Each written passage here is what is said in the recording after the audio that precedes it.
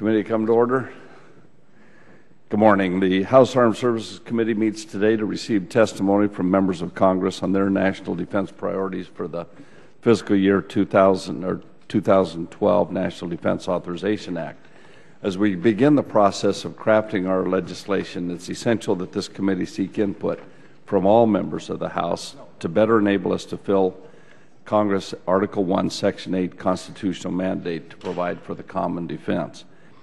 We all share the responsibility to provide the best possible resources for our warfighters, and we look forward to hearing from this group of our fellow members of Congress on their proposals for how best to carry out our mandate. A quick note on the format for today. In consultation with the ranking member, we'll depart from our regular questioning process, which means you won't each have to sit there for all of us to ask 5 minutes worth of questions. We will have 5 minutes total for each member, clarifying questions if so needed. Members of the committee may seek recognition by raised hand and will be granted 2 minutes apiece up to a 5-minute limit. This will ensure we can hear from all of our witnesses today in a timely fashion. As this hearing is intended to be a listening session, it's not my intent to engage in extended debate or colloquy with our witnesses. We look forward to today's testimony and thank the participating members for their advocacy on behalf of our troops. Ranking Member Smith.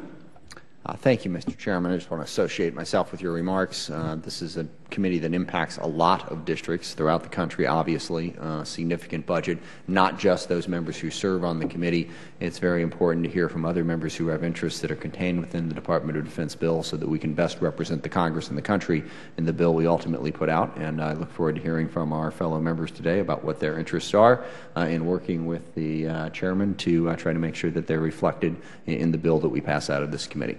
Thank you, Mr. Chairman. Thank you. We now recognize the gentleman from Texas, Randy Neugebauer, for 5 minutes.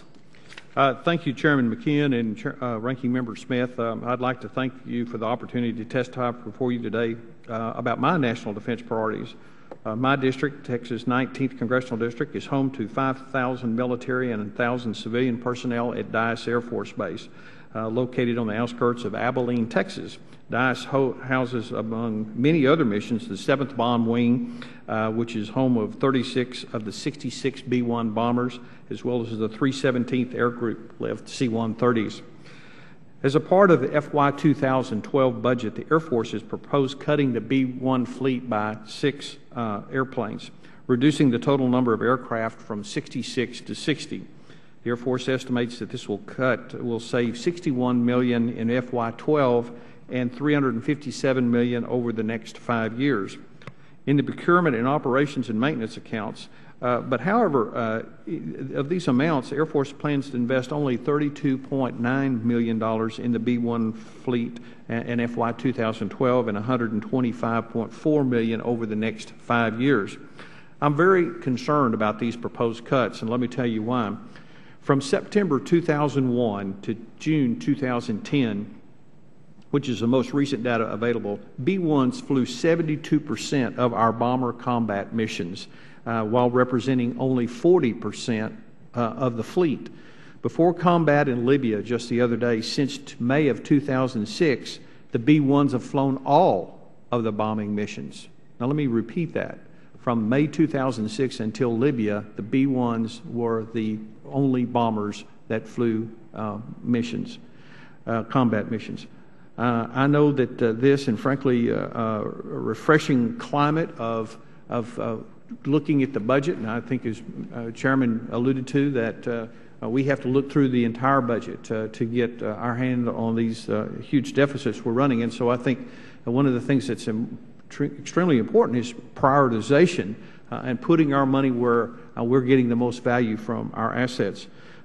Just a few weeks ago, I was in Dyess and I asked a few of the airmen around there why that the B-1s weren't in Libya, and they said, well, because of the number of missions that they're flying in other theaters, they just didn't have one to spare that day. And so it kind of seems a little funny to me if we didn't have one to spare on that day, and now we're talking about necessarily reducing by 6 the number of airplanes that we have. That may not be in our best interest. As of June 2010, B-1 flew more than 4,500 missions in the past 5 years. During this time, as I mentioned, 76 B-52s, 20 B-2s flew no combat missions.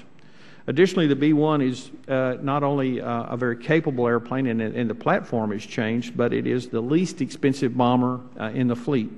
I have an exhibit that is attached to my testimony, and it shows that it's 23% more expensive to fly the B-52, and it is 179% more costly to fly the B-2.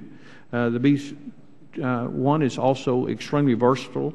When it rolled off the line in 1986, it was primarily designed as to deliver nuclear capability.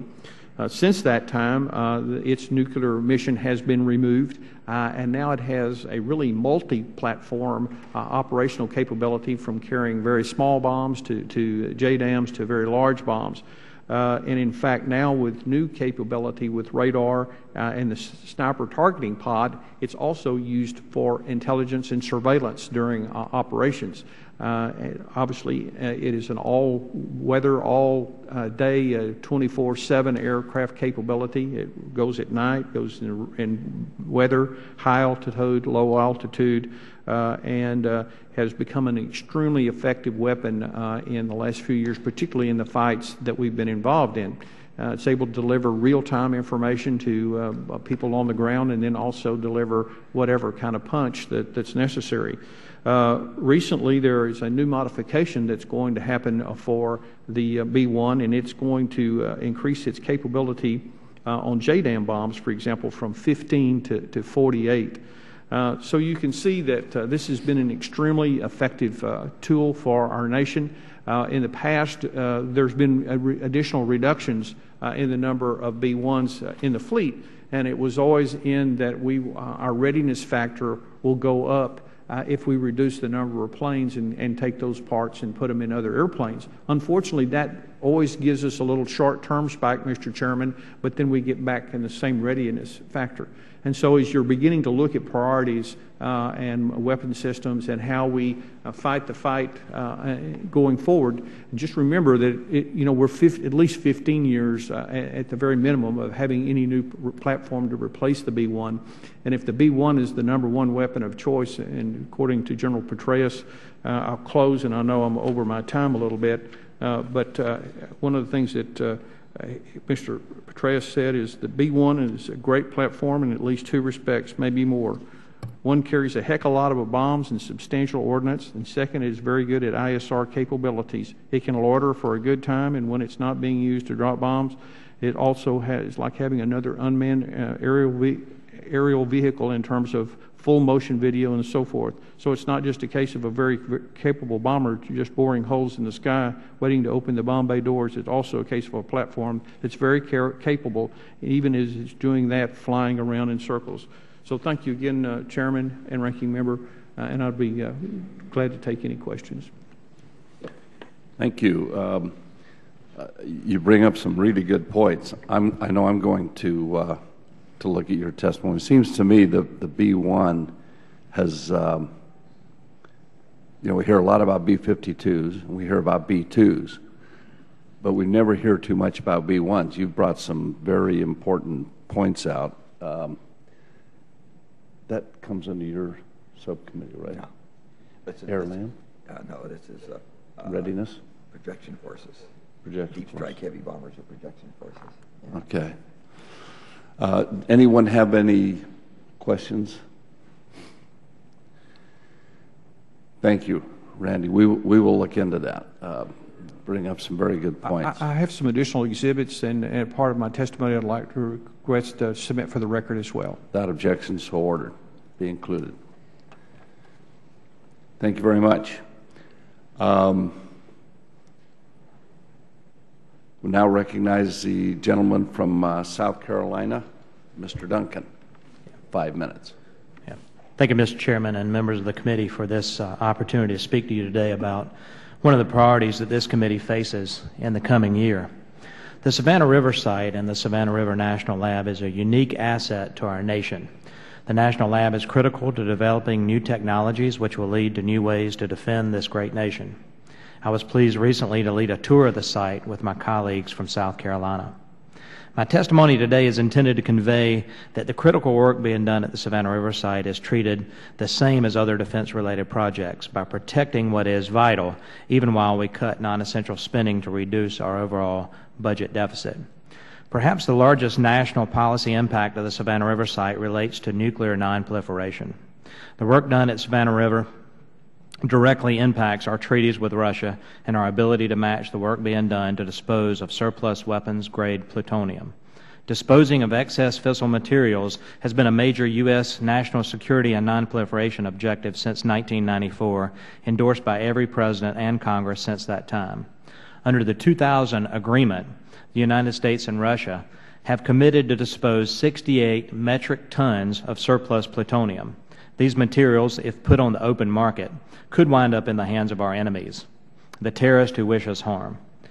These are the materials that are being disposed of safely at Savannah River site.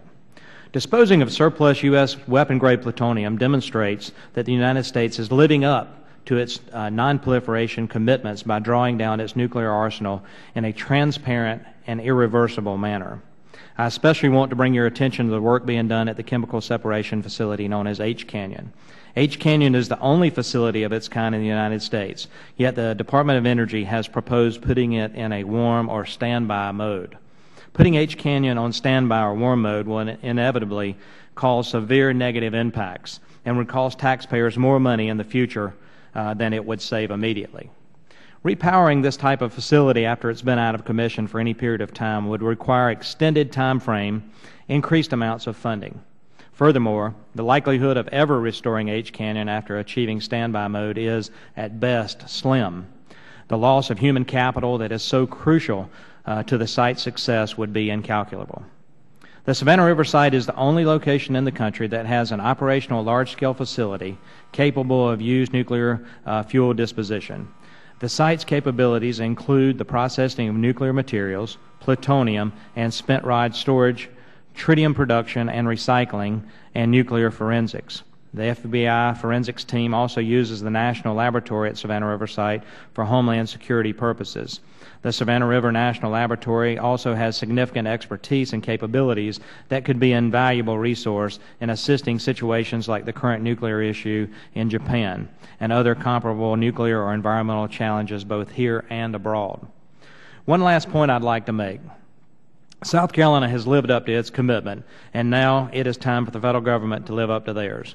Commitments were made by the federal government to ensure that even as SRS takes in new materials for processing, the site cannot be the final home for these materials. The important work at Savannah River site transforms these relics of the Cold War into something that can be peacefully used in the 21st century environment. If H Canyon is unable to process the aluminum-clad spent fuel currently stored or scheduled to be sent to L Basin, there will be no disposition path within the complex, and all of this material will be stranded. It would be a betrayal of the federal government's commitments to lower the operating capabilities of the site while leaving the radioactive materials behind. I trust that this committee will not allow that to happen. The entire mission at the Savannah River site is vital to our national defense, our economy, and our focus on energy independence. Congressional support for the FY12 budget is critical to the overall success of the national security effort at SRS. I continue to urge this committee to protect the important work being done at Savannah River, and I thank you for your time. Thank you very much. The thing that's interesting to me is I think about the 435 districts around the country, is how much there is to learn from each member about their districts. I've never heard of the Savannah River site before, so I appreciate you coming and educating us about this. Does anyone, Mr. Wilson? Thank you, Mr. Chairman. And Mr. Chairman, I want to extend an invitation on behalf of Congressman Duncan and myself. We would love to have you come visit the Savannah River site. And it's really extraordinary. It's 350 square miles where nuclear preparations have been underway. It was called the bomb plant. And it's an extraordinary facility. It could not be replicated anywhere east of the Mississippi, but it's in place now. And you would really, we'll be working to get you there. and including Congressman Conaway, too. He needs to come visit. Mr. Chairman, I'd like to thank my colleague and fellow South Carolinian, Congressman Jeff Duncan, for making the committee aware of these important issues to South Carolina and Georgia. I agree with Congressman Duncan that the committee should be focused on strengthening our nuclear threat reductions. We remain concerned that failing to secure weapons-grade nuclear materials will increase the chance of our enemies having the ability to acquire nuclear weapons. As Congressman Duncan promotes in his testimony, and as Secretary Gates has already stated, our nation needs to maintain our aging nuclear infrastructure, both facilities and professional personnel. The Savannah River site in South Carolina is a great example of the progress that can be made with proper resources. I want to point out that South Carolina has the perfect climate that is meteorological and warmly pro-nuclear, pro-military citizens. Many of the people Congressman Duncan and I represent were victorious in the Cold War. When called upon, they helped defeat communism by manufacturing the ultimate deterrent for peace, nuclear weapons. I know firsthand of their commitment because in the 1980s, I was a personnel security hearing officer at the Savannah River site. South Carolina and Georgia remain a stalwart for the national defense missions at Savannah River site, but we're concerned that the administration is closing down the unique national asset H Canyon, which to replicate would be $3.5 billion. This one-of-a-kind facility is critical to the disposition path for types of plutonium and highly enriched uranium. In the President's fiscal budget of 2012, the Department of Energy plans to reduce the operating cost of H Canyon from $250 million to $150 million. This would result in a permanent loss of personnel talent and expertise, the outcome leading to a loss of a national asset for our nuclear complex. We can all look forward to working together to address the issues of nuclear proliferation, and I look forward to working with the committee and the full House on these capabilities to be maintained, especially H Canyon. Thank you, Congressman Duncan. Thank you, Chairman. Thank you. Are there any further questions? Thank you, Mr. Duncan, and we will consider your request. We now recognize the gentleman from New Mexico, Mr. Pierce, for 5 minutes. We appreciate the opportunity to address you today before you roll out this 2012 NDAA. With our nation engaged in 2 wars and now extending ourselves into Libya, it's time for us to look at the readiness and the strength of our United States military. The funding mechanisms that the NDAA moves forward must build the necessary long-term planning to tailor programs and mission support as well as weapons, technology, supply, development to a rapidly changing world. Some ways that we've seen in our district that the NDAA can be helpful are the things that I'd like to talk about today. Before I get started, the 2nd District of New Mexico is home to White Sands Missile Range. It's also home to Holloman Air Force Base. We also are the home of the Waste Isolation Pilot Project. It's the storage facility for nuclear waste. The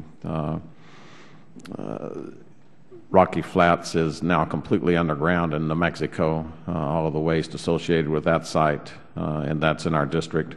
We're also the site of the first and only decision made by the Nuclear Regulatory Commission in over 30 years, the nuclear enrichment facility in Eunice, New Mexico.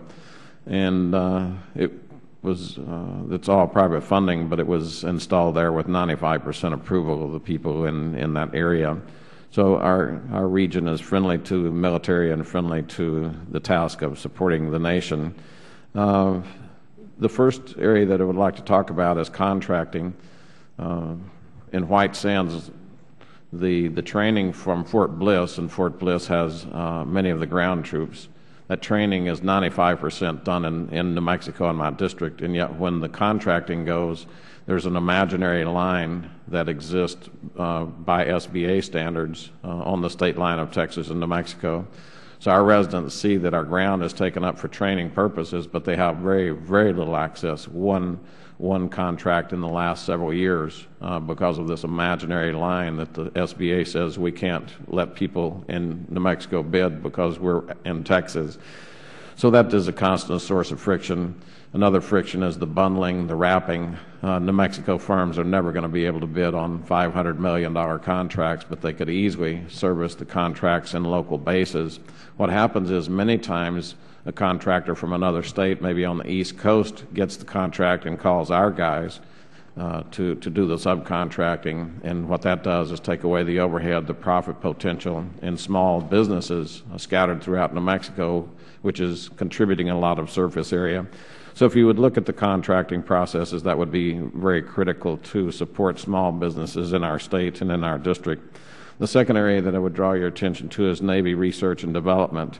New Mexico is home to Magdalena Ridge, which in the end is the base of many types of science and investigation on different programs. They provide near liftoff point of impact tracking of missile tests for the U.S. Army.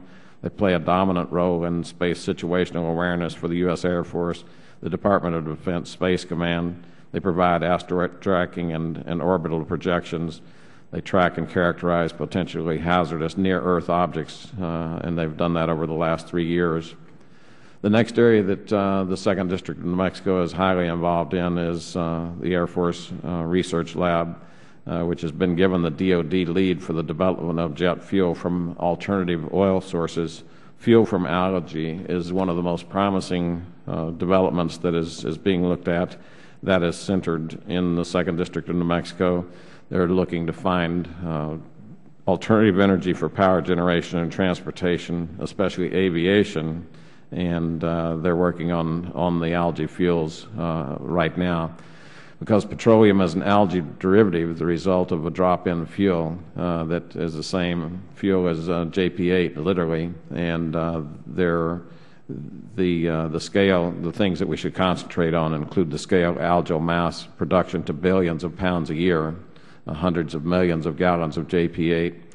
We should be looking at how to refine the competing oil extraction technologies for low-cost production of standard commercial refinery feedstock, and then thirdly, demonstrate the low-cost modification of refineries to produce high-volume production of JP8.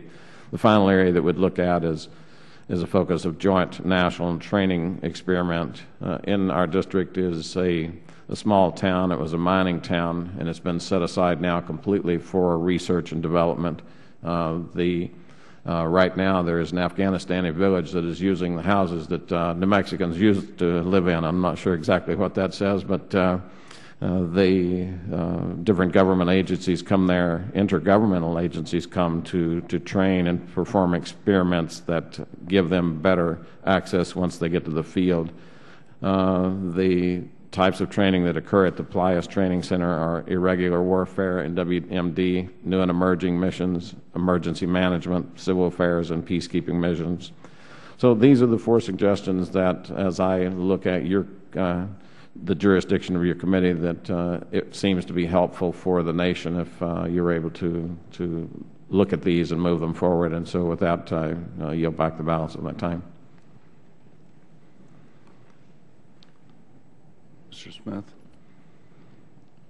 Thank you, Mr. Chairman. Mr. Pierce, I thank you for raising this. This is actually something that's come up in my district as well at Joint Base Lewis-McChord, the contracting issue I refer to. The local contractors, and this is, businesses in the building trades agree on this, are being excluded from many of these contracts by the national, regional way that the Department of Defense is doing this. They're picking some set number of pre-approved contractors that are then being moved all around the country and really cutting off local contractors. And obviously that's a huge problem in terms of jobs in our local communities, but it's also questionable in terms of whether or not they're going to get the best work at the best price if they simply pre-approve a very small number of contractors, picked primarily, it seems to me, for their breadth, not necessarily for the quality of their work or what they do, just so they can conveniently go, well, we'll pick this one and they can do the work in any one of 10 different states. I think this is an enormous problem, and it's also going to create greater tension between the local community and the bases. The bases are there, and certainly they have very positive influences in all of our communities from an economic standpoint. They also place stresses on the infrastructure. And if you take away the economic bonus by bringing in outside contractors and in many cases outside workers and not giving the economic benefit to the region, I just think this creates tension that doesn't need to be created. Now, I don't fully understand how we can go at this, how we can change this, but I appreciate you raising the issue. It's something that I've been meaning to raise with the majority staff myself, and I would love to see if this committee could find some way to examine that contracting process so that it isn't so biased against local workers and local businesses. So I appreciate you raising this issue, and I hope we'll look into it. Mr. Chairman, if I might make a comment, an example of that was I was talking with a guy locally that makes radios and radio antennas, and he was called about 6 years ago from the Department of Defense and said, could you make me an antenna that you could put in your pocket like cigarettes, and it would be that size, and it would have these capabilities. And the guy was fiddling with his drawer and talking on the phone, and so the contracting officer said, can you do it? And he said, yeah, I've done it right here. And he said, well, what would the cost of it be? And he said, no, approximately $1.50, maybe $3. And the guy said, you know our lowest bid up to now? No, he said $150,000, and so that's what we bump into all the time, and it makes your point, but thank you for that. Thank you, Mr. Bartlett. On the Small Business Committee for a number of years now, we have been addressing these problems. It started with bundling and the use of subcontractors that the prime is familiar with. We have a great deal of difficulty getting them to reach out. We're also very much concerned about what's called bid shopping. They will get a prime to join them in the bid, and then after they get the bid, they come back and say, gee, times are tough. We really have to do this for less. And then they have gotten the bid because of the quality of the subcontractor, and now they beat them down, and they may go with another subcontractor. There are a lot of inequities and problems in this contracting. In the Small Business Committee, we've been following that. Thank you for your reminding us that this is still a problem, and we'll see what we can do from this perspective. Thank you. Thank you. Any other questions? Thank you, Mr. Chairman. Thank you, Ms. Pierce. We now recognize a gentleman from North Carolina, Representative Schuler. Thank you, Mr. Chairman. Chairman McKeon, Ranking Member Smith, distinguished members of the committee, thank you for the opportunity to testify before you today on an amendment on the National Defense Authorization Act. I come before you to speak in support of the language that may have profound effects on U.S. manufacturing as well as national security of our nation. As we all know, Congress passed the Berry Amendment in order to protect the American industrial base during times of adversity and war. This amendment generally requires Defense Department contractors to use American manufactured components and materials in their products. However, because of the language added in 2008, some exceptions to the Berry Amendment have been created, allowing American manufacturers to use non-American components. My specific concern today is the exceptions for specialty metals that are critically being used in our national security. It is my belief that these exceptions and the outsourcing of manufacturing components, especially titanium components critical to aviation, are a hindrance to the American manufacturer and pose a very real national security threat. I understand that these exceptions were created in 2008 to NDAA. There were an honest efforts to expand trade and global capacity with our international allies.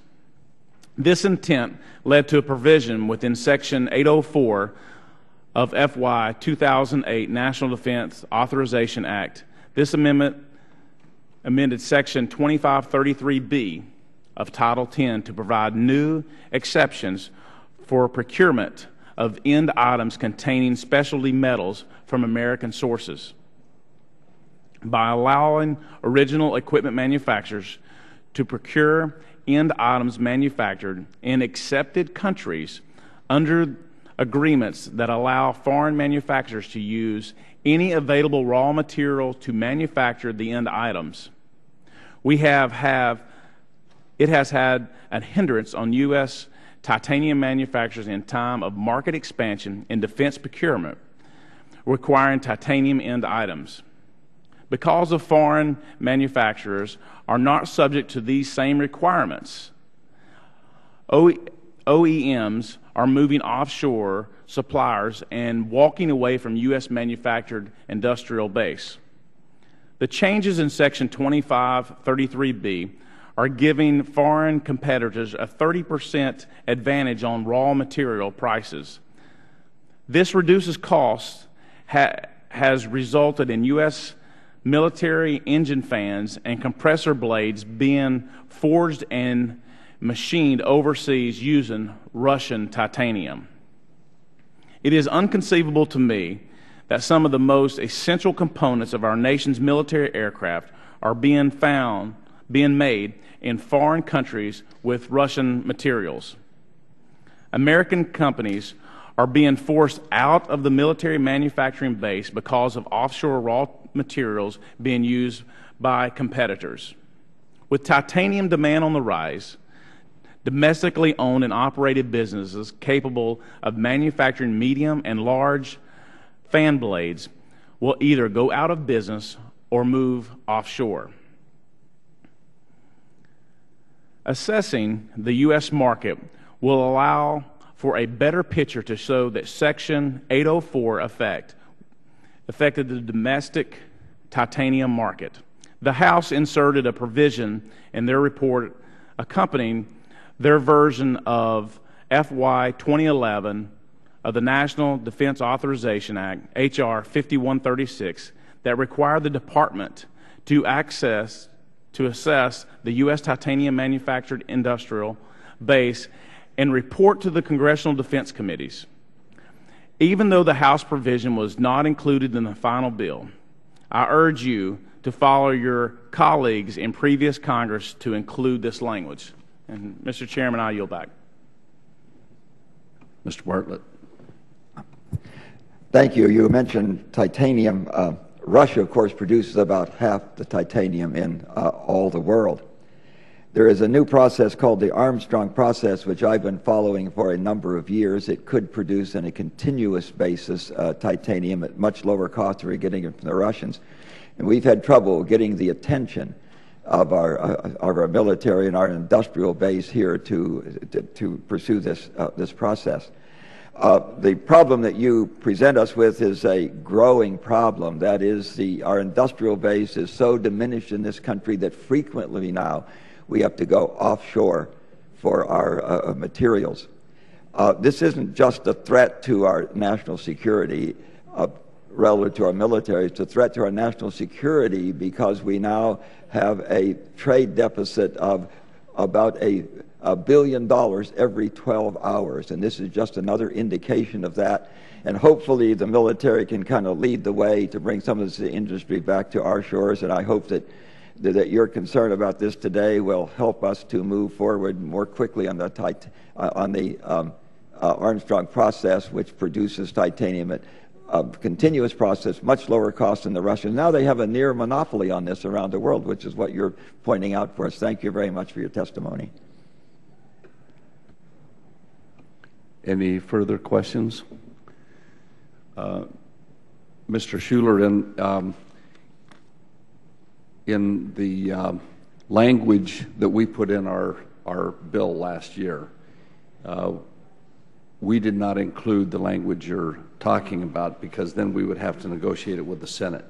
Instead, we put it in our report, which means then they will have to comply. So we will follow up and see what's happening on that report from the Department of Defense, and we'll follow through on this. Appreciate you bringing this point up. Thank you very much. I would now recognize the gentleman from North Dakota for 5 minutes, Representative Berg.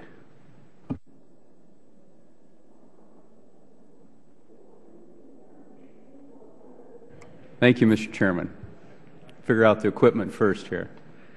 I want to thank you for the invitation to testify before the House Armed Service Committee regarding your national defense priorities. I'd like to thank the committee for this opportunity. I'd also very much like to thank all the men and women of the armed forces for their service to our country. I'd be remiss if I didn't mention the often unsung heroes and heroines, the spouses, the families, the children of military personnel that stay behind in North Dakota when their spouses are deployed. In many ways, it's harder for the families that are back home really worrying about the unknown. They've all have my profound respect and admiration for all they do for our country. I'm prepared to offer a few proposals as your committee to consider as part of the National Defense Authorization Act for the fiscal year 2012.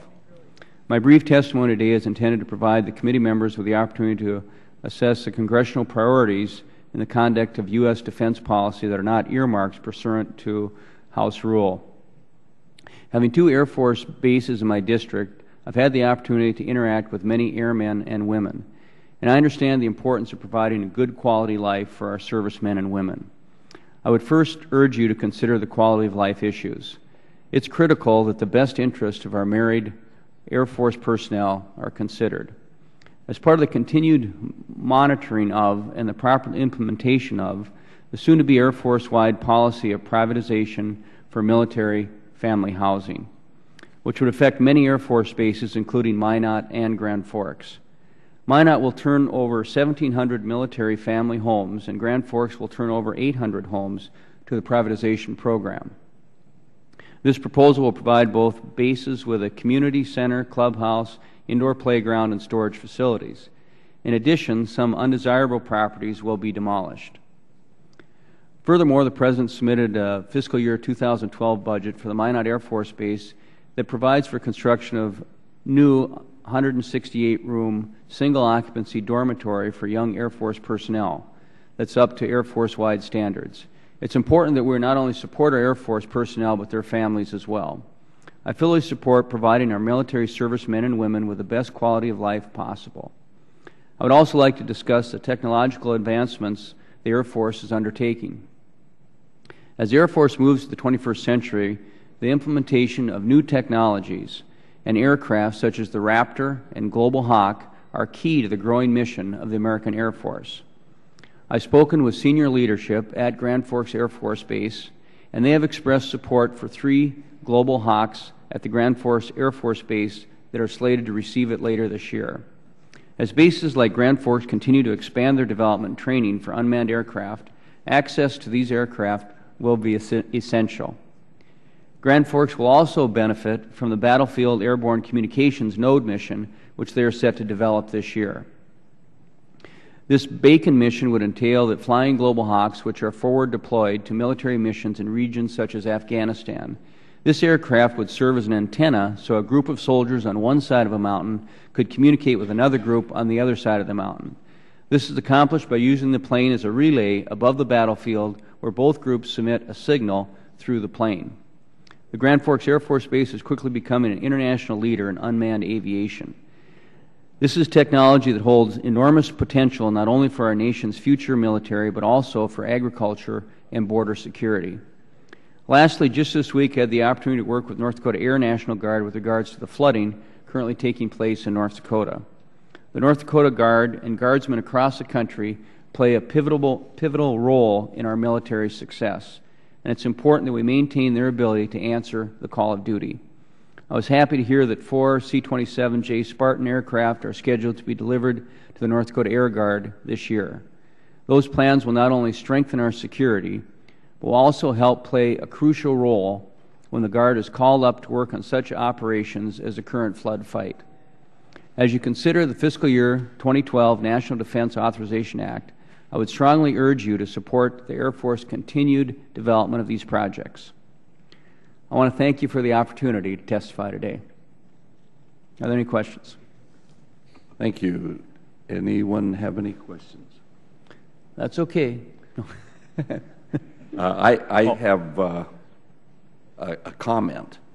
If you're not a member already of our unmanned, we used to call it unmanned vehicle caucus. It's now unmanned system caucus because it includes air, land, and underwater.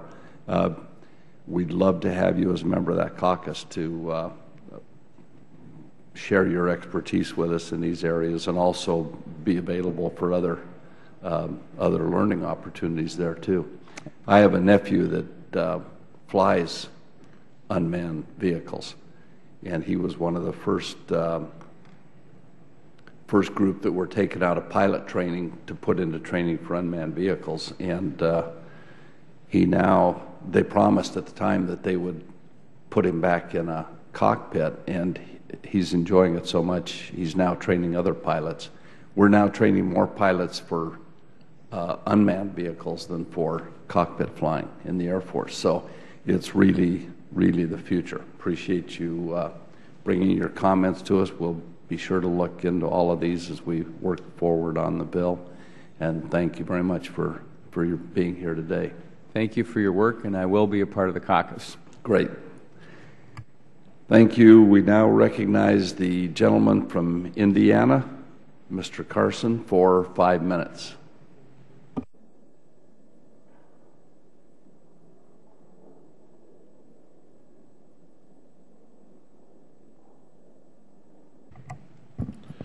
Thank you, Chairman McKeon, Ranking Member Smith, and thank you all for this opportunity to testify today. As you may know, my Indianapolis Congressional District is home to the largest Rolls-Royce plant outside of the United Kingdom and is headquarters for their Defense North America operation. Our engine plant employs over 4,000 people on a range of programs, including the F-136 alternate engine, the vertical lift fan for the F-35, and engines for the V-22 Osprey and C-130. This plant, Mr. Chairman, employs highly skilled workers, including hundreds of engineers and scientists, the types of stable, well-paying jobs that support the central Indiana economy. On behalf of my constituents, I want to begin by thanking you, Chairman, and Ranking Member Smith, and many members of this committee for their continual support of the F-136. The alternate engine program has taken a major blow in the 112th Congress. However, as we begin the fiscal year 2012 authorization and appropriations process, I ask the committee to reauthorize the F-136 and allow this discussion to continue until both the House and the Senate can definitively continue or cancel the program. In this debate, many of us have parochial interest in this program. I don't want to downplay how important the continuation of the alternate engine is to my constituents. It's critical. But over the next several months, all of us, whether we have a plant in our district or not, are going to be asked to vote on defense authorization and appropriations bills that will significantly impact our national defense and national debt. Members of this committee know all about the lack of a true engine competition and the risks of fielding a single engine. I just want to focus on a few aspects of the F-136 that I believe have been overshadowed by the intense rhetoric surrounding the program. This is not just a debate about two engines or the relative cost of funding one program versus two. This is a debate about a fighter jet that is going to replace over 90% of our fighter force. The debate centers on how our decisions surrounding the transition will dictate the future of our defense industry and defense spending over the next several decades. Opponents frequently point to the fact that many of our fighter aircraft operate on only one engine. They also point to the current market share of GE versus Pratt & Whitney. These would be excellent points if we were not talking about 90% of our fighter force. As this committee is well aware, many of our fighter platforms will be phased out over the next several years. Fewer platforms will operate on a sole source engine, and fewer will operate on GE engines. With this changing dynamic, it is unreasonable to determine the future of the F-136 by focusing on a structure that will soon or no longer exist. The facts are simple. The F-35 will make up over 90% of our fighter force, and without the F-136, Pratt & Whitney, the producers of a single engine will be responsible for 90% of fighter engine production. GE and Rolls-Royce both have excellent records of quality and performance on military aviation. Yet, if they are not allowed to compete for future F-35 engine contracts, the GE and Rolls-Royce market shares will diminish and their current expertise in fighter engine development will disappear. We often look at military programs strictly in terms of the dollars and cents expended each year. But we cannot forget that over the last several decades, billions of dollars have gone to GE and Rolls-Royce for research and development. Canceling this program and cutting these companies out of future fighter engine production would be like throwing away these taxpayer dollars. Simply put, we would lose that expertise and may not get it back without billions in additional investments. It is true that small savings would be seen if we cancel the F-136 today, but the American taxpayers have already invested over $3 billion in this program, over 75% of what is needed for the engine to enter full competitive production. With just a small investment, we can bring competition to this $100 billion engine program. According to a Government Accountability Office historical analysis, the competition spurred by this relatively small investment could save up to 20% over the next few decades. Savings like that are especially likely given the fixed-price contract offered by GE and Rolls-Royce. While many of my colleagues were elected on a promise to reduce the deficit, we all need to remember that our debt problems will not be short-lived. It has taken decades to build this debt, and it may take many more years to eliminate it. We clearly need to do everything possible now to address our debt, but we cannot overlook billions in savings just to achieve small symbolic cuts today. Killing the alternate engine, eliminating thousands of jobs, adding to the unemployment rolls, and foregoing significant future savings just does not make sense to the American taxpayers. Thank you, Chairman McKeon and Ranking Member Smith, for the opportunity to speak, and I encourage all of you to reauthorize the F-136 alternate engine. Thank you, sir. Thank you very much. Do we have any questions? I don't think we will enter into a debate right now on the second engine. It's yes, sir. Something that we have debated in the past. I'm sure we'll debate in the future, but I really appreciate you bringing these points up at this time, and it's obviously something we'll be looking at very closely. Yes, sir. Thank you very much. Thank you, sir. We now recognize the gentleman from Georgia for 5 minutes, Representative Kingston.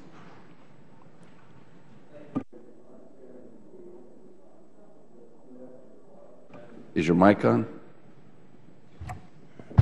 It's great to be with you guys. I'll skip what I just said. Three things that I want to testify on. Basic ask for new missions for Fort Stewart, Georgia, Moody Air Force Base, and Kings Bay Naval Base. I have the opportunity of representing perhaps the largest military district in the country. I have 4 major installations. I have Townsend Bombing Range, the 165th Guard Unit, the 117th, and the 224th, and the Federal Law Enforcement Training Center. I have 80,000 active duty soldiers, about 200,000 of its family, and that's probably about a third of my constituency, which is military or military related. I am proud to represent the 3rd Infantry Division, which I believe Colonel Gibson has some intimate knowledge of.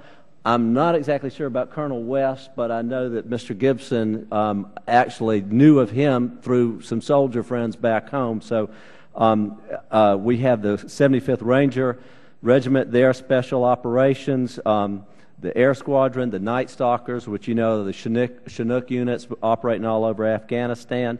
We have Coast Guard. We have 2 Coast Guard cutters, 12 other boats. We have the MNST and Marine Reserves at Fort Stewart, Hunter, and at Kings Bay. So we've got military everywhere. The 3rd Infantry actually has won 4 out of the last 6 years of the Army Community of Excellence, and the only reason why they did not win it the other 2 years is they weren't eligible to compete. We have an extremely pro-military constituency. Now, back in BRAC, the days of BRAC, a recommendation was made to move a new combat battalion there, and that was later canceled, even though the city made about $74 million in infrastructure changes in preparation for a new battalion, but that did not happen. And the committee on which I serve HAC-D actually put money in the Office of Economic Adjustment to help the town offset some of its losses, because by the military, by Congress, by the Pentagon, we were told, gear up because a new brigade's coming. It did not happen. Now the President has determined to withdraw a heavy brigade combat team from Europe in 2015, and I would solicit your support on considering Fort Stewart as the new home for them. Fort Stewart has 280,000 acres. It's the largest post east of the Mississippi, and its impact area can accept live fire, including the multi-launch rocket system. It's close to the port of Savannah and has one of the longest runways in the world. It's ready for business because BRAC already has done the environmental impact studies. There's no land acquisition that's necessary. All that's already done. So if you put the new brigade there, it would be an easy fit and no additional cost. Moving on to the Air Force, Moody Air Force Base is in the thick of the worldwide fighting. They've been in Afghanistan really since almost 9/11. They went there in October. At Moody, we have combat search and rescue elements. We have security forces for base and A-10 squadrons, which are in Afghanistan. We have the C-130s and the HH-60s. These elements have deployed many times over and over again to Iraq and Afghanistan and complement each other. Their proximity to Fort Stewart and Hunter gives opportunities, which they're already capitalizing on, for some joint basing. I know that the Air Force is looking to procure the Light Attack Armed Reconnaissance Aircraft, or LAW, in FY12. And we believe that Moody Air Force Base would be a good fit for that, and we would like your support in taking a good look at that. Also, moving on to Kings Bay Naval Base. As you know, there's 2 nuclear submarine bases in the country. One of them is in Camden County, Georgia, which I represent. Again, during BRAC, there was a proposal, actually a BRAC recommendation, to move the submarines from Groton down to St. Mary's at Kings Bay. And unfortunately, moving submarines out of Groton would be like moving football out of Green Bay. And the final analysis, Submarine Nation just would not stand it. But at the same time, we have room because there's 18 berths out there, and we can move submarines down there. And just like Fort Stewart, they're ready for business. So we are hoping that we can get some more missions for Kings Bay. We have 6 of the SSBNs down there already, 2 of the SSGNs, and as well as a refit facility, and Marines and Coast Guard standing by. So we wanted to make a recommendation on that, and with that, Mr. Speaker, Mr. Chairman, I want to make one final plug. Last week, a bill which I believe many of you have co-sponsored, Congressman Gomer and I introduced, to say that in the event of a government shutdown, that the troops would still continue to be paid.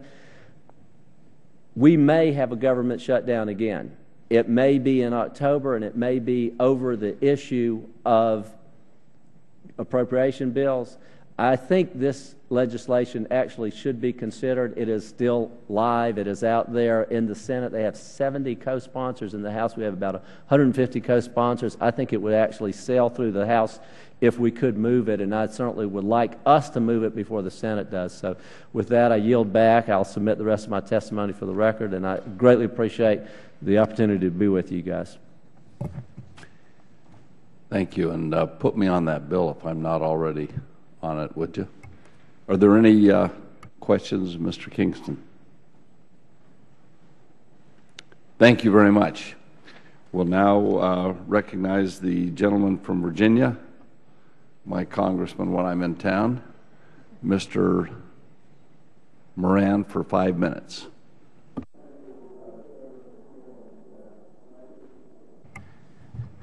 Member Smith and members of the committee, I have a larger statement for the record, but I know we want to facilitate this, so I'm just going to talk about my highest priority.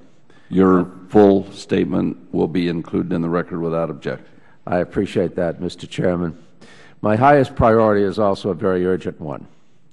There is a Department of Defense building that has been constructed at the intersection of 395 and Seminary Road inside the Beltway. If you drive within the Beltway on 395, you can't miss it. It's an enormous building. And consistent with BRAC, within a few months, 6,400 people are to move into that building. There will be at least 3,800 additional vehicles. But there has been no traffic mitigation measures put into place. Finally, just yesterday, the Defense Department notified Congress that it will reprogram $20 million for some short and midterm transportation improvements. And in the justification, they said, and I'll quote, "The existing roadway capacities around the Mark Center development will be insufficient to accommodate the influx of new traffic in connection with the BRAC recommendation." Well, finally, Mr. Chairman, there have been 5 studies that have shown that we're about to have chaos occur on 395. Now, this has consequence not just to the military, but particularly to the 200,000 commuters that travel north in the morning to get into on Capitol Hill, to get into the federal office buildings, to go to work. There are thousands of staff, dozens of members who live south of the Beltway. Mr. Whitman has probably tens of thousands of constituents travel north every morning. I estimate that they will be subjected to a 1 to 2 hour delay every morning as a result of this new Department of Defense construction. The Army says that they think that if they take all their measures and everything works perfectly, it's only going to be an additional 20 minutes that this move will cause. Now, some people think an extra 20 minutes in what is already what seems like an interminable commute is a long time. I'm confident they're wrong, that we're talking about 1 to 2 hours. That's why this is an urgent top priority. Your committee has put in now for the last 2 years a cap on parking until the mitigation measures are in place. Now, in addition, the Army has said that with 2,200 people, they will have met their BRAC requirement. We had a cap of 1,000 parking spaces. In other words, they can fill the building, they just can't take more than 1,000 vehicles there, because 1,000 vehicles, if you spread over 3 hours, 300 an hour, it could possibly accommodate that with only a 10, 15-minute delay for everyone else. Even if it had to be a cap of the 2,200 that meets their mission. But 3,800 is going to create a situation where everyone commuting every day for decades to come is going to wonder who let this happen and why. Now, once we get the transportation measures in place, we can lift the cap. It'll be a delay for everyone, but at least it won't be this kind of extraordinary delay that will adversely affect everyone. So what I'm asking is for the committee to put the cap in the authorization that we've had in the prior authorization bills, and then we lift it as soon as the military and the city and the state has agreed to do an $80 million ramp from hot lanes that will go into the building. And when that is done, then we lift the cap and we deal with the ramifications. But until these measures are in place, I think we owe it to those 200,000 commuters to give them some relief, because, in fact, when the construction takes place, it's even going to exacerbate the traffic problem. So that's my request. I know it's a local issue, but when it affects as many as 200,000 people, I think it has some consequence for a lot of people. Thank you, Mr. Chairman. Thank you. Are there any questions? Ranking Member Smith. Thank you, Mr. Chairman. So just so I understand, I know there have been some studies on this. The IG has looked at it. The Transportation Research Board has looked at it. What were their conclusions about what it would cost in terms of the transportation mitigations and how long it would take to get them in place so that this could even have a chance of working? It's a very good question. The immediate improvements, which would be to widen the exit ramp, that would be taken care of with the $20 million reprogramming that they've asked for. But it's still going to take 1 to 2 years to get that in place. The $80 million ramp, but the state will pay for itself, will take 2 to 3 years at the very least. Then there's another probably $100 million or so, depending upon how much we can get from the state. I'm not optimistic about that. But the Defense Department, I think if we had some leverage, would work with us and get the most reasonable number possible. You mentioned the Inspector General's report. They are looking into how this was allowed to happen in the first place, because the state has determined that there were a number of deliberately false assumptions that were put into their report. They assumed only 75% of the employees will go to work on any one day, even though the Army assumes over 90% will be at work any day. They sped up the traffic light timing so that they could show more cars coming through. And then they had 3 left-hand turning lights, lanes turning against a solid green light, which, as you know, can't happen. So a number of false assumptions were built into their report, and that's what the Inspector General is looking at. In the meantime, we just got to figure out a way to delay the complete move until we can mitigate. Meantime, you feel if you keep it to 1,000 cars and the people that would accommodate, you can mitigate going forward. Have you gotten a response from the DoD yet about the impact of, limiting it to that and how it would impact the transfer? No, I don't. I just have the request that we got yesterday, and I think that will be approved. And so if we could even delay it for the 18 months until that $20 million of improvements are in place, that would help a lot. And I should point out, this is something that was in the House bill last year when we got it out during the madness of trying to get an NDAA at the end of last year. It came out. But it is something this committee has supported before and the House has supported before. So that's correct. Thank you. Thank you, Mr. Chairman. Thank you, Mr. Whitman. Thank you, Mr. Chairman. Mr. Moran, thank you so much. I couldn't agree with you more. This is going to be a significant issue, much more significant than I think anybody dreams of, and what it'll happen in that corridor. And it's a tough enough commute coming up that corridor now. I want to go back. In last year's NDAA, the 1,000 parking space cap was there. And were there provisions in there to say that cap would be in place until such time as the $20 million in mitigating other traffic accommodations would be put in place? I'm assuming that that's in there, but what also about this should we consider with the $80 million improvement project that Virginia is putting in place? It seems like to me we need to have a sequential, thoughtful way to make sure we transition, if we're going to go from 1,000 spaces to the $20 million improvement, make sure we don't get out in front of the $80 million improvement, so we have a long-term vision about how this is going to transition with minimal impact on the traffic in that area. I may want you to comment on that a little bit. It's a very good point, Mr. Whitman, because I do think that while the construction is going on for the $80 million project, that's going to cause further delay, exacerbate the situation.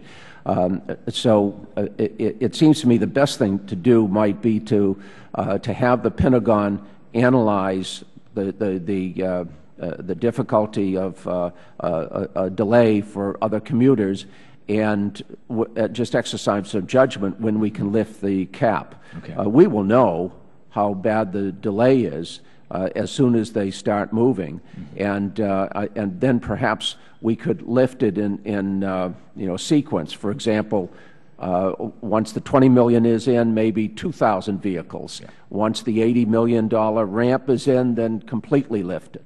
I think that would probably be the most rational way to deal with it. Okay, very good. And are there, in the language, and you'll have to refresh my memory, the language from last year, were there conditions in there to allow some mitigation in case the 1,000 space limitation still creates problems? In other words, I want to make sure there's flexibility there to where if 1,000 creates a problem that they're forced to be able to take up that issue so it doesn't get kicked down the road. Yeah, there wasn't, Mr. Whitman. I think we're going to have to accommodate at least 1,000 people using that building. We can't leave it completely empty, and no matter how effective they might figure out a way to get people to drive, for example, to the Pentagon, take buses back and so on, we're still going to have at least another 1,000 vehicles coming into that one site. Okay, very good. Thank you, Mr. Chairman. Thank you, Mr. Whitman. Thank you. Any further questions? Well, thank you again for bringing this to our attention, and we'll continue to look at it as we go through the writing of the bill. Thank you very much. We now recognize the gentleman from Vermont, Mr. Welch, for 5 minutes.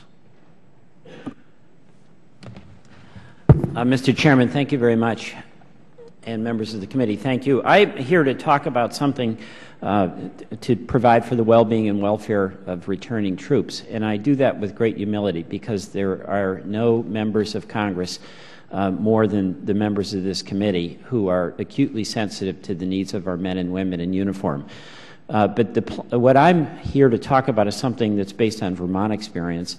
And I've worked closely with our Adjutant General of the Vermont National Guard, so I feel I have some qualifications, even though I don't have your long history, Mr. Chairman, and the intimate involvement that the members of your committee have.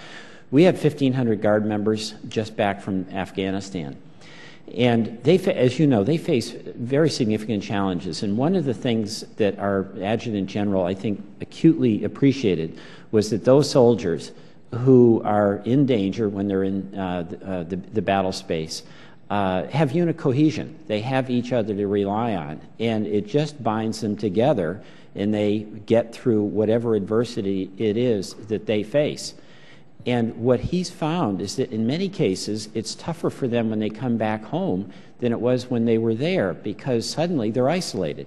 And of course, Vermont is a very rural state. Mr. Gibson, we share a border. But those soldiers get home, and instead of having that unit cohesion and that clarity of mission and that real sense of purpose, things that motivated them to go into the services in the first place, they're really on their own. And they come back to a changed situation. Their family situation may have changed a bit. The family has had to make adjustments to be alone without the breadwinner. And it has led to real difficulty, mental health issues, PTSD, physical health issues. And what our Adjutant General has found is that many of our soldiers, all of our soldiers really, they're very proud people. So admitting you have, say, a mental health problem, taking that step to get health, to act on it, that's really hard for them to do. And it's not like they're with their buddies anymore where they can talk about it and say, hey, Peter or Jim, let's go walk down and get a little help here. So the program that's been incredibly helpful is this outreach program where oftentimes veterans, folks who have credibility, go to the home of the soldier and check in and make it easy for them.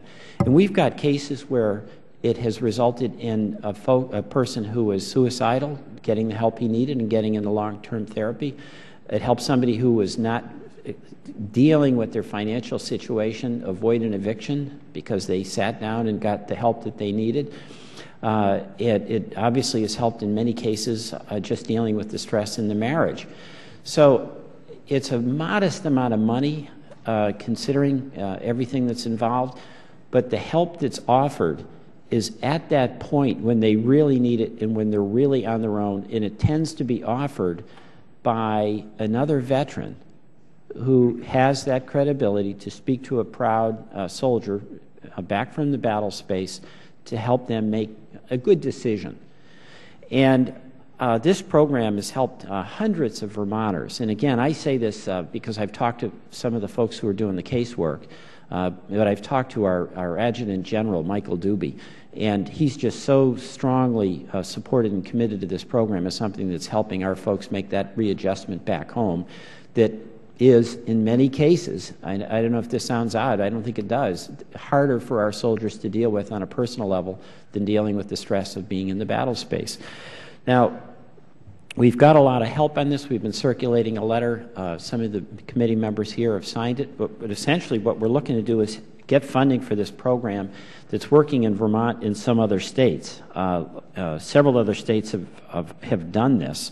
Some of the members here who've joined me on this effort is Frank Lobiondo, John Runyon, who is just here, Mike McIntyre, Larry Kissel. The National Guard Bureau tells us the cost of expanding the outreach program around the country in 54 states and territories would be about $72 million. So the question, I mean, tough budget times, you all are dealing with that, I know. But I can just say, as the congressman from Vermont, where we have bipartisan support for our men and women in uniform, the unanimous verdict based on our experience with this program is that it is really, really making a difference for our men and women coming back from the battle space. So it's easy for me to sit here and ask you to do something. I suspect this is something that if there was any way budget-wise you could get from here to there, you would want to do, because it's totally bipartisan. But it has made a difference in Vermont in saving lives in the mental health, and it is practical and on the ground and driven by our veterans. So I really appreciate you allowing me to come here and make this case on behalf of this outreach program, and anything you can do, I think the nation would be grateful. Thank you. Thank you very much. I appreciate you bringing that up. And the comment about doing it in a bipartisan nature, that's a very strong culture in our committee. I know that. We think about the troops, not so much about Republicans. You know, we need more of that in this Congress, Mr. Chairman, all right? And you may have to lead the way. Thank you. Ms. Davis. Thank you, Mr. Chairman. And Mr. Welch, I agree with you. I think it's very important, and I've heard many, many stories out of California and other places of how that particular, in many cases, it's a veteran mentor, really, that steps in to be a guide. A lot of it has to do with preparing someone for either the job they had before, which has changed, and they have changed, so that there's some difficulty there, but also for the opportunities that may be out there that are a little difficult, I think, to see when you come back from a battle space. My question is really about the role of the state and whether Vermont participates in that. It's National Guard, so of course there's an interest there, and whether or not, as we look at this funding, and there should be a state match, or how realistic that is in Vermont, and where you think that offer is. Well, you know what, I think that's pretty reasonable, and I suspect, I mean, Vermont has a tough budget situation, but I know from experience the state has stepped up and provided assistance, emergency funding that's available to the Adjutant General to deal with some of the emergencies like fuel assistance. Families are left behind, the husband or the wife is away, they've got one breadwinner instead of, well, it's tougher financially, they're just juggling a lot. And the Vermont legislature has actually appropriated funds that was made available for the discretionary use by the Adjutant General to help in emergencies. So I think there would be some support, and I think it's a reasonable request. This is the Guard. There's some significant state commitment. We're limited, but I would accept as reasonable your suggestions. Mm-hmm. Looking at some kind of a match, perhaps. Mm-hmm. Okay, thank you. Mr. Gibson. Thanks, Mr. Chairman. I want to associate myself with the remarks from my colleague right well, and you know more than I do about this. Well, I just want to say that your approach is spot on based on my experience, that really it's without each other, there's a sense of isolation that really overwhelms an individual who's trying to come to terms with, in some cases, unspeakable acts that have occurred in theater. And so, right now in our district, we have vets helping vets. in a volunteer way, but I'm very interested in seeing perhaps what more could be done by pulling across the state and federal effort.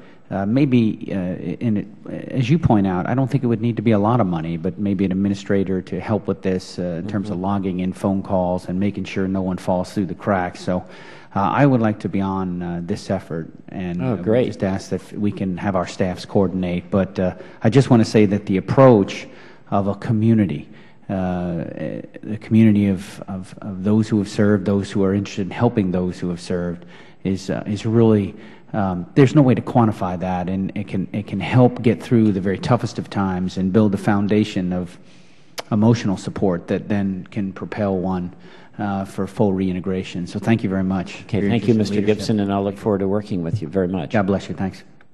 May you back, Mr. Chairman. Thank you, Mr. Bartlett. We're already noticing disturbing trends among our returning warfighters. Suicides are up. Homelessness is up. Thank you very much for reminding us that we need to have renewed attention to this. We owe an awful lot to them. We need to make sure they aren't falling through the cracks. Thank you. Thank you, Mr. Bartlett. Thank you very much. Ms. Davis? Mr. Chairman, if I may, just very briefly, because I think that the First Lady and Dr. Biden have undertaken an extraordinary effort to reach out to communities in addition to interagency cooperation, if you will, to say something very special, I think, to our military families, that they are valued and that they're not going to be forgotten. And in fact, there's going to be a large effort to respond to them as well. And so I just wanted to mention that, because I think we're going to see some differences in terms of the way communities are going to be responding, and I think Vermont would certainly benefit from that. But it's also very important for all of us to, in our own way, I think as members of Congress, to seek out on our websites. There will be newer websites coming up that we can all make certain that our constituents are very aware of those activities. So that would fit into your concerns as well. Right. Thank you. Also, I had a meeting last week, I believe it was, with Mrs. Petraeus, and she has taken on an assignment, a new organization that she will be working outreach to help military families, military personnel. She might be another one that you might talk to. There's lots of people that really want to help. So much different than during Vietnam War time. It's amazing how well, whether people support the war effort or not, how well they've supported the troops.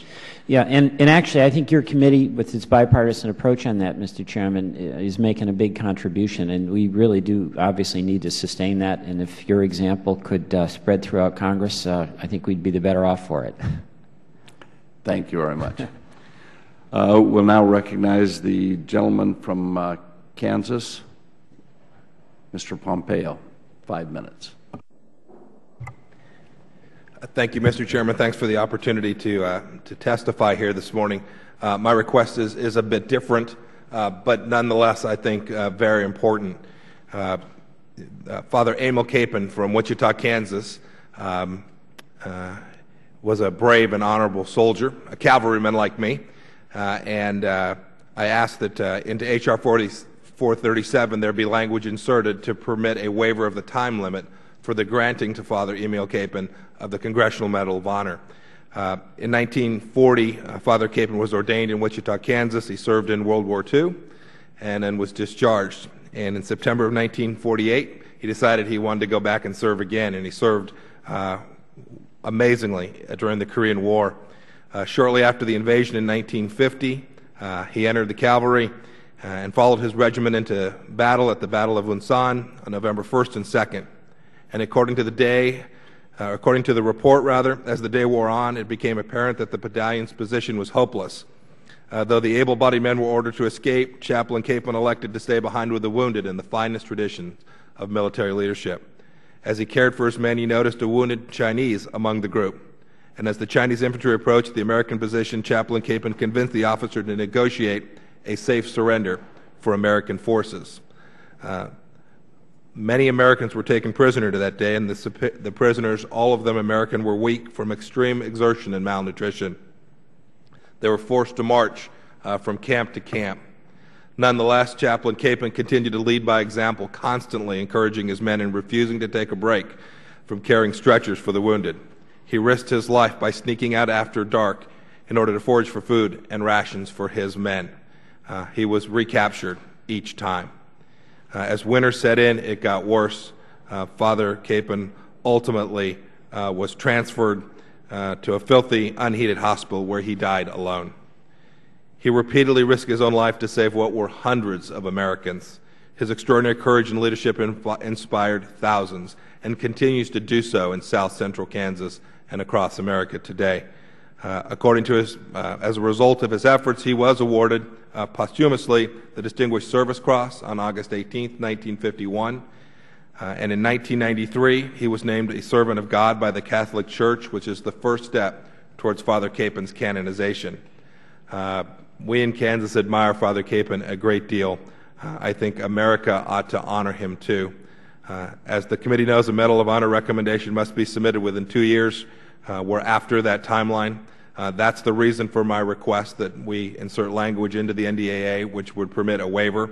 I'd ask that be entered into the record a letter from the Undersecretary of Defense, Mr. Stanley, who has agreed that this would be appropriate. Without objection, so ordered. That will be with your testimony. Thank you very much, Mr. Chairman. This would be a great outcome for America, for Father Capon, for the United States Army to honor Father Capon in this way, and I'd ask for your support to have this language inserted as it has been previously in the NDAA. Thank you very much for your time. Thank you, and thank you for bringing that to our attention, and we'll continue to look at that as we move forward on the bill. Thank you, Mr. Chairman. Thank you very much, and now we will recognize the gentleman from Illinois for 5 minutes, Mr. Kinzinger.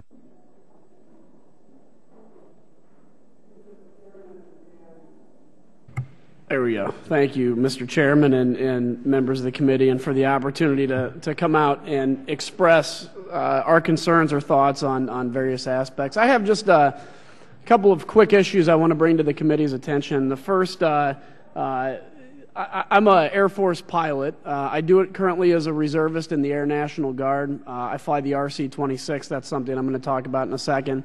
But one of the things I've noticed is I guess, something that's been great for a number of years is the Air Force flight suit and the functionality of it. I heard recently, actually in November of 2010, the Air Force issued a contract for $100 million for the flight suit redesign.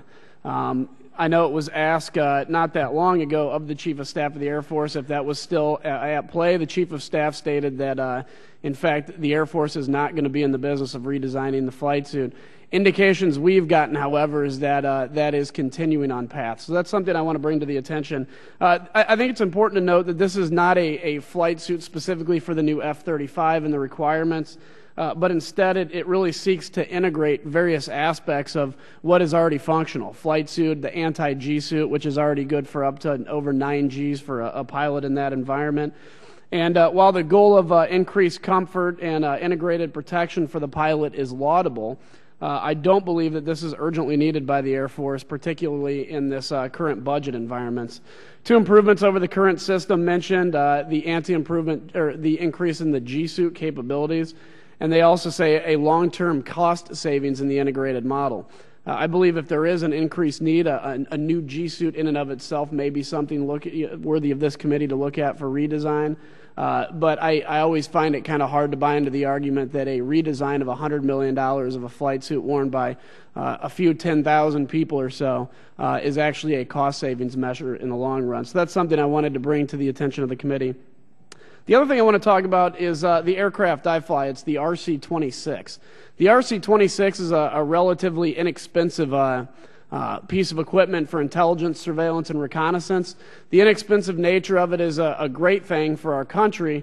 It's a bad thing for the RC-26 in that it stays very, very low on people's radar. It's inexpensive. It originally started out as a counter-drug mission, and that's what it was solely used for. But within the last few years, it's been plucked from that mission and integrated into our operations in Southwest Asia to great avail. It's actually been very successful.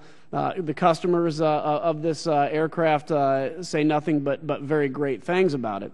In the process of that and it becoming useful, one of the bad parts of that is one of the most deployed assets currently in the United States Air Force and in the Air National Guard, with pilots and equipment being deployed at a record and rapid pace. And we're also sitting right now on potentially another deployment to another part of the world, which I can't necessarily elaborate on here, but it would add even more stress. And the folks of the RC-26 are very happy to do it. One of the concerns, however, is since it is low on the totem pole as far as funding goes, as far as being on the radar, I guess is a better way to put it, you have people not only being outstretched, you don't have there's no real steady stream of funding for the RC-26. It was originally part of counter-drug, so that counter-drug funding is an issue as we go forward. And then as it's chopped over to missions in Southwest Asia, it is kind of a piecemeal together string of funding. As a result, we've seen a lot of people every day, in essence, being threatened of having their long-term orders taken away. There's been a threat of the funding stream. And I think this is a very important mission, not just for what we're doing in Southwest Asia, but stateside. It provides a continued counter-drug force, which I think is important. But most importantly, this is important for its ability at Homeland Defense. The intelligence, surveillance, reconnaissance side of this in Homeland Defense, responding to whether it's a terrorist incident. In my unit, nearby is Milwaukee and Chicago, also St. Louis, so it can be overhead with real-time surveillance at a terrorist incident.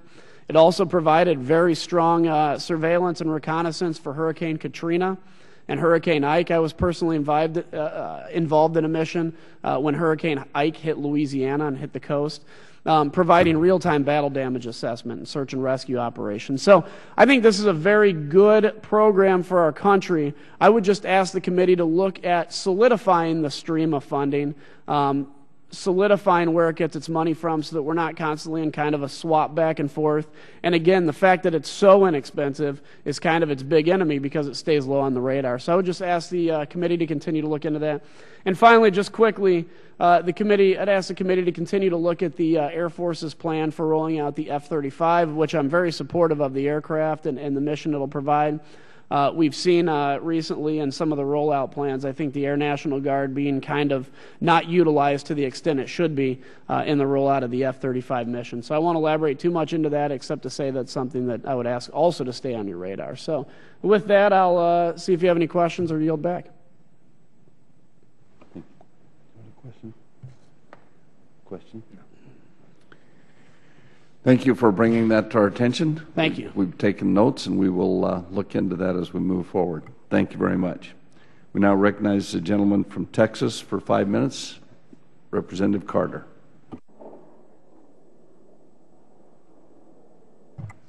Thank you, Mr. Chairman and members of the committee. I appreciate you allowing me to testify here today.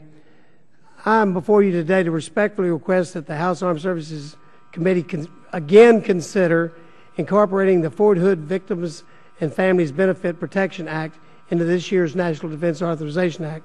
That is presently referenced as H.R. 625. This was in the last version of the NDAA, but unfortunately the language was removed along with some other very worthy language in the last-ditch effort to get it passed. I remind you of something I'm sure you already know, that Fort Hood has deployed more troops into the overseas theater of combat since 9/11 than any other U.S. military installation. They have also suffered the most combat casualties in Operation Iraqi Freedom and Operation Enduring Freedom. The terrorist attack that rocked Fort Hood on November the 5th, 2009, resulted in the deaths of 13 service members and 1 DoD civilian employee, as well as 32 wounded. Recently, the incident was correctly labeled the deadliest terrorist attack within the United States since September 11, 2001, by the Senate Committee on Homeland Security and Governmental Affairs.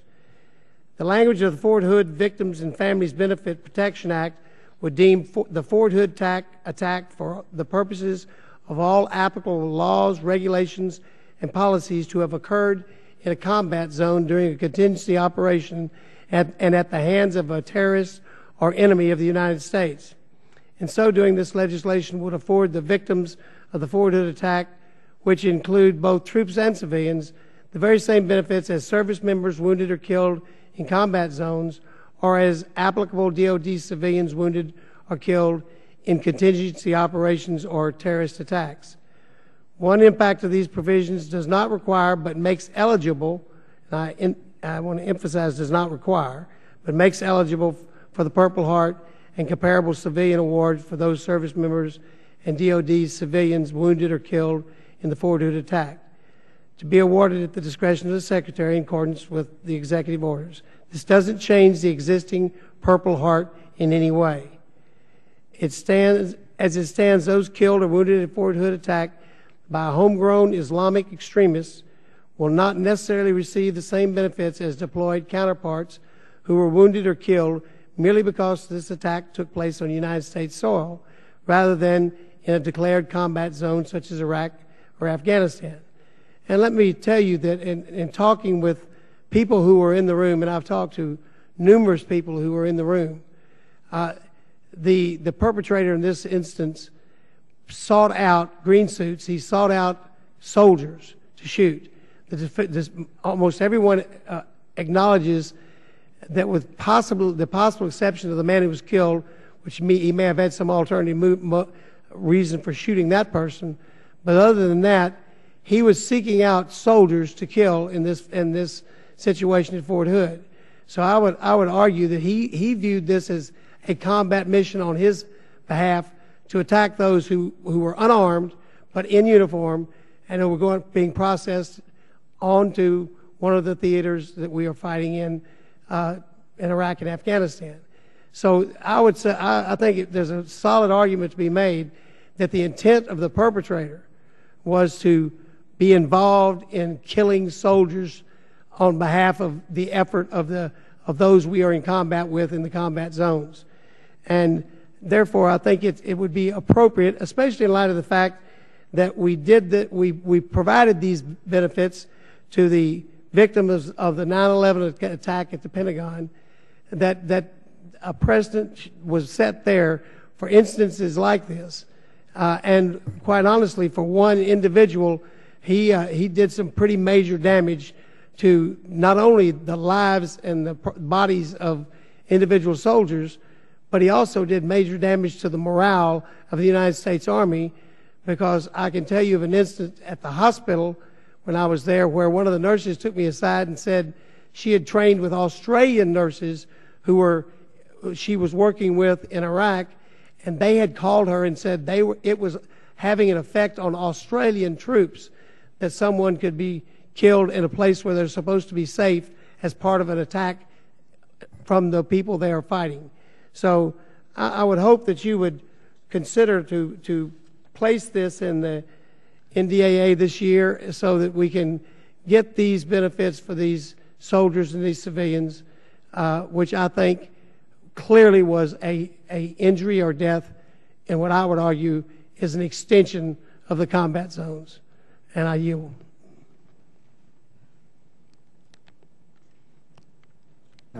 Some will argue this would set a precedent. I think that would be a very appropriate precedent to set. Thank you. Thank you, Mr. Bartlett. It sounds like the precedent's already set. Thank you very much, Judge. We will look at that as we move forward on writing the bill.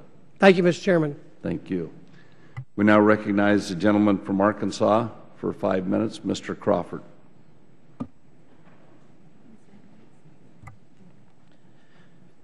Thank you, Mr. Chairman. Good morning, and thank you, members. Appreciate the honor of addressing you this morning, and I thank you for all that you do to preserve the security of our great nation and for allowing me the opportunity to testify regarding recommended explosive ordnance disposal, or EOD, priorities for fiscal year 2012 National Defense Authorization Act.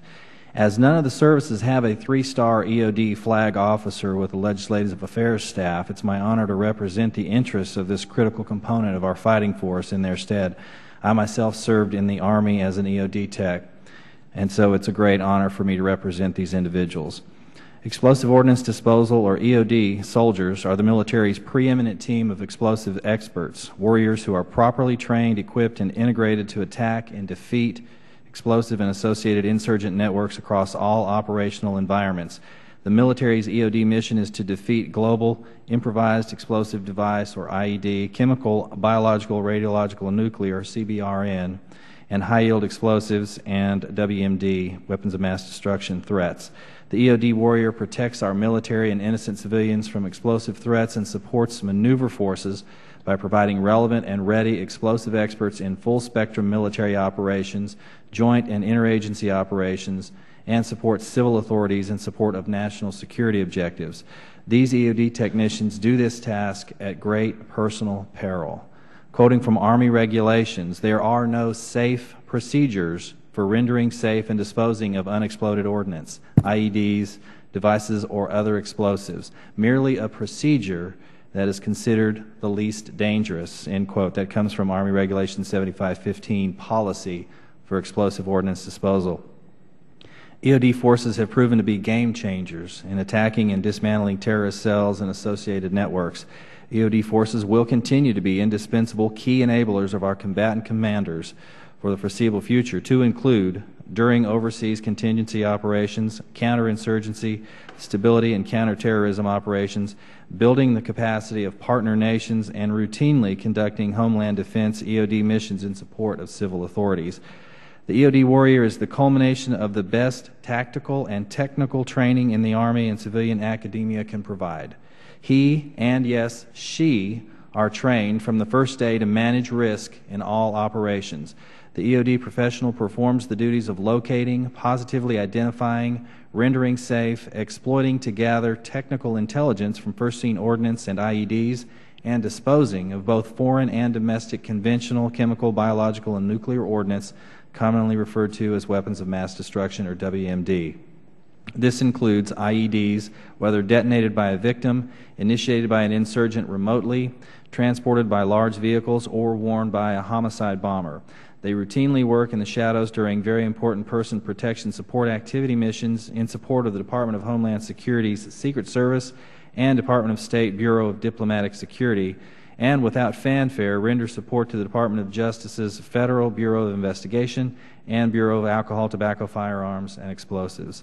It's vital that we continue to preserve the rebalanced EOD force structure and maintain our EOD technical chain of command and control structure and full-spectrum capabilities to ensure success in a wide range of contingencies as directed by the 2010 Quadrennial Defense Review and specifically emphasized in Homeland Security Presidential Directive 19 entitled Combating Terrorist Use of Explosives in the United States and its Implementation Plan. EOD mission competencies and capacities led by EOD qualified commanders at the group and battalion levels of command will be essential for defeating these enduring explosive ordnance and other asymmetric threats and future irregular warfare challenges.